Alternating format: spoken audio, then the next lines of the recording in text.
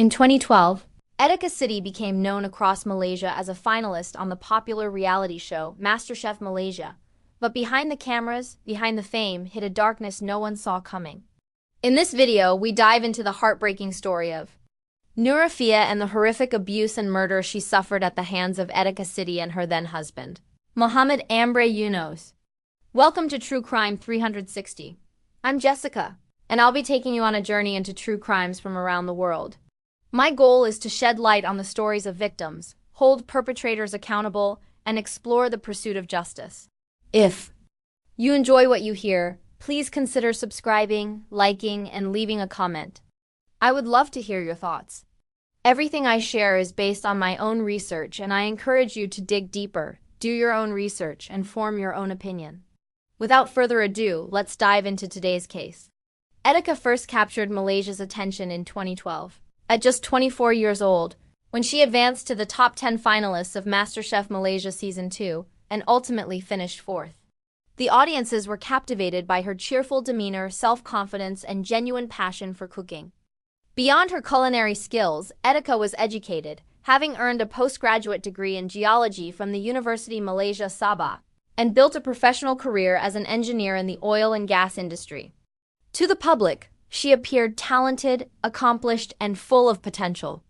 However, behind her polished TV persona, a cruel tragedy was slowly unfolding involving her family 28-year-old domestic worker, Noorashikeen from South Sulawesi, Indonesia. Dealing with tough financial circumstances at home, Noor left South Sulawesi to find work. Just like many other domestic workers searching for a better life,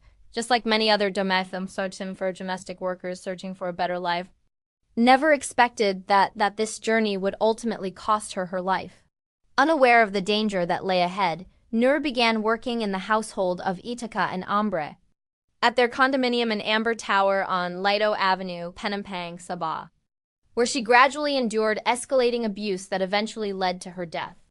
On December 13, 2021, Etiqah and Ambre called the police, claiming that they had returned from a holiday in Kundasang to find their domestic worker, Noor, lying unconscious on the floor of their apartment.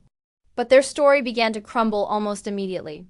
The forensic report exposed a truth much darker and more deliberate than anything the couple had claimed.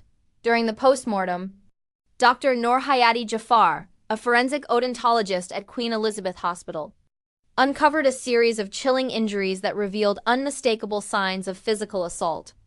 Most of them concentrated in and around Noor's mouth. Dr. Noorashikeen found 8 soft tissue injuries inside Noor's mouth and noted damage to 6 of her front teeth. The left central and lateral incisors bore marks consistent with being forcibly gripped and yanked, likely with a pair of pliers. The fractures ran from the crown to the neck of the teeth, even damaging the alveolar bone behind them. Noor's gums were torn, and the wounds were fresh, indicating they had been inflicted not long before her death. Dr. Noorashikeen explained that the pain from these injuries would have been a 10 out of 10, especially without any form of anesthesia. Among the evidence recovered by the police were files from the couple's phone of chilling recordings that documented prolonged abuse inflicted for their own twisted amusement. Every piece of evidence revealed deliberate, sustained violence, with the most brutal torment taking place between December 8th and December 11th, 2021. Leaving Noor fatally injured and horribly traumatized. Noor's body had been disfigured beyond recognition, and the only way her husband could identify her was by the bangle she wore on her wrist.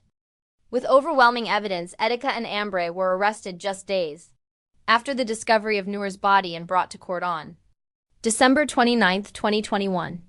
The couple was jointly charged under Section 302 of the Penal Code.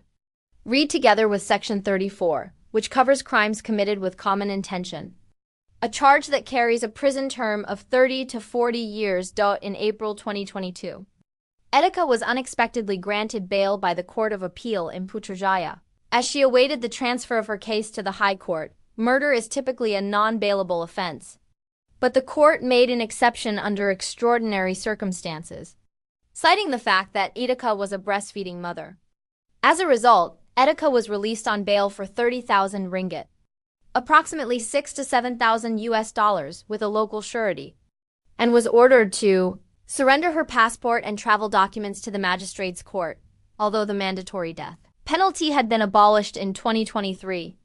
Deputy Public Prosecutor Daisha Jane Romanis urged the court to hand down the harshest sentence possible, insisting that the couple's crimes were so heinous that only the death penalty could reflect the full gravity of their actions.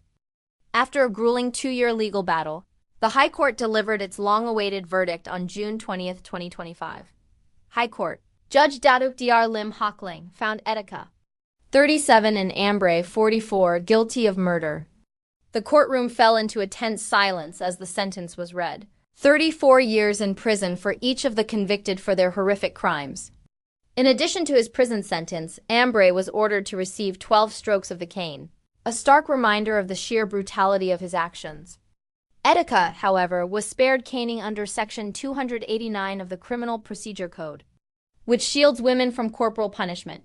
With the verdict finally delivered, do you think justice was truly served for Noor?